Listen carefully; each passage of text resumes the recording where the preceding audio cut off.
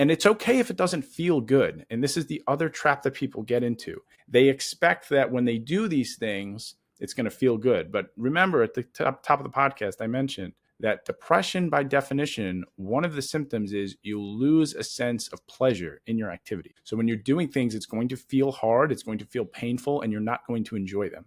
And that just sucks. And you're just going to have to push through that until you start to get out from under the cloud.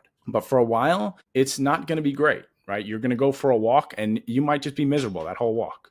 But at least you went for a walk. You have to try to separate the emotion from the act and realize you are making progress regardless if you feel it or not. Okay. Feelings and reality are not always the same, right? We know this, right? Take guilt, for example. I think guilt is a perfect example. How many times have you felt guilty about something that you had nothing to do with?